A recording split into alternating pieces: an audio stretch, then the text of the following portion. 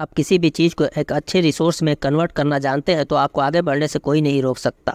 आज हम इस वीडियो में डेटा के साथ बात करेंगे कि क्या वाकई इंडिया की जनसंख्या इसके विकास में एक बाधा है या एक बेशकीमती रिसोर्स है। ये जनसंख्या हर साल जीडीपी में कितना सहयोग करता है, कैसे ये फॉरेन रिजर्व करेंसी और इंपोर्ट एक्सपोर्ट पर असर डालता है, कैसे ये देश के विकास में सहयोग कर रहा है, ये सब वीडियो में आगे जानने के लिए वीडियो को अंत तक देखें और चैनल को सब्सक्राइब कर लें।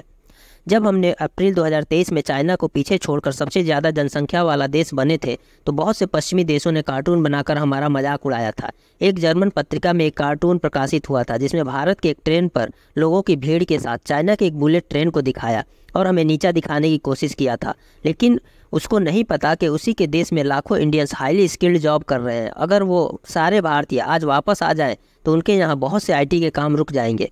कार्टून प्रकाशित करने से पहले शायद उस पत्रिका के एडिटर सुंदर पिच्चई, सत्या नडेला, इंदिरा नूई, कमला हैरिस, ऋषि सुनक, लक्ष्मी मित्तल और ऐसे बहुत से लोगों का नाम नहीं सुना होगा। पश्चिम के देशों को आज पता होना चाहिए कि भारत सबसे ज़्यादा जनसंख्या वाला देश ही नहीं बल्कि दुनिया को लीड करने वाले देश में से एक है। बहुत से लोग ये कहते हैं कि ज़्यादा जनसंख्या की वजह से हम आज पीछे हैं। ये बात सही है कि हमारी जनसंख्या ज़्यादा है और इस बात को नकार नहीं सकते और ना ही इस जनसंख्या को कम कर सकते हैं, लेकिन अब हमें इसको सबसे कीमती और महत्वपूर्ण रिसोर्स बनाना है। ये एक अभी भी बिना पॉलिश किया हुआ हीरा है जिसे पॉलिश करने की ज़रूरत है और पूरा दुनिया इस हीरे को अपने देश के लिए मांग करेगा।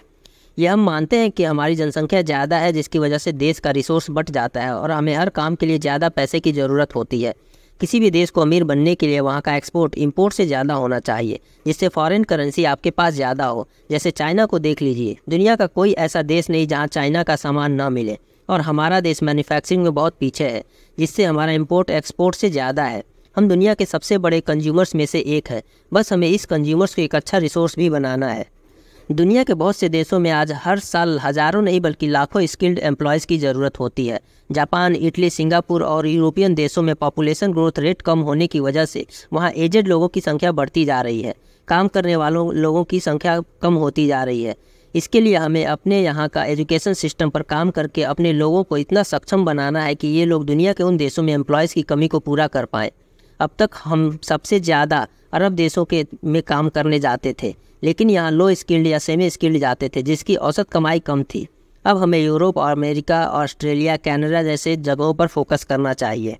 और ये सिर्फ बातें नहीं हैं, अगर अब तक के प्रवासी भारतीयों के नंबर्स देखेंगे तो समझ जाएंगे कि कैसे ये जनसंख्या हमारे लिए वरदान है, अभिशाप नहीं। विदेश मंत्रालय के अनुसार करीब 3 करोड़ 20 लाख से भी ज़्यादा अप्रवासी भारतीय मूल के विदेशों में नौकरी या बिजनेस की वजह से रह रहे हैं या वहाँ के निवासी बन गए हैं। टोटल एनआरआई 1 करोड़ 34 लाख से भी ज़्यादा हैं जो बाहर देशों में नौकरी या बिजनेस के लिए गए हैं। ये हमारे जनसंख्या का सिर्फ 1% है। खाड़ी देशों में सबसे ज़्यादा अप्रवासी भारतीय हैं जिनकी संख्या करीब 89 लाख से भी ज़्यादा है। खाड़ी देशों में ज़्यादातर लो स्किल्ड या सेमी स्किल्ड लोग काम करने जाते हैं, जबकि यूएसए, ऑस्ट्रेलिया, कनाडा, जर्मनी में हाई स्किल्ड लोग जाते हैं। अब जानते हैं ये इंडिया के जीडीपी में हर साल कितना सहयोग करते हैं। वर्ल्ड इकोनॉमिक फोरम के अनुसार 2018 में ये प्रवासी भारतीय $79 बिलियन भारत भेजे थे जो टोटल जीडीपी का करीब 2.9% था। 2020 में ये अमाउंट $83 बिलियन हो गया जो टोटल जीडीपी का 3.12% था। ये अमाउंट 2022 में 107.5 बिलियन हो गया जो वर्ल्ड बैंक के अनुमान से करीब 7.5 बिलियन ज़्यादा था।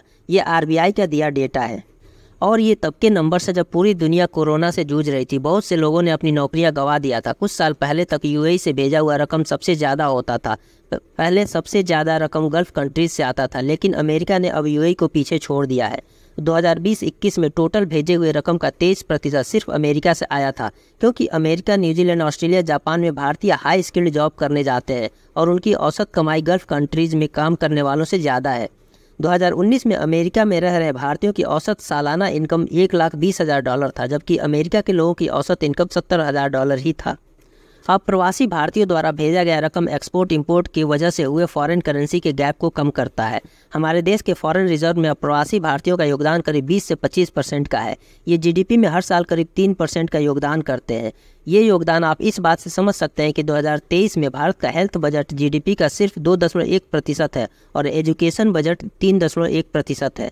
अगर हम अरब देशों की तरह अमेरिका, कनाडा, यूरोप, ऑस्ट्रेलिया और न्यूजीलैंड जैसे देशों पर फोकस करके अपने लोगों को तैयार करें तो ये हमारे देश के कई बजट इनके ही पैसों से पूरा हो जाएगा।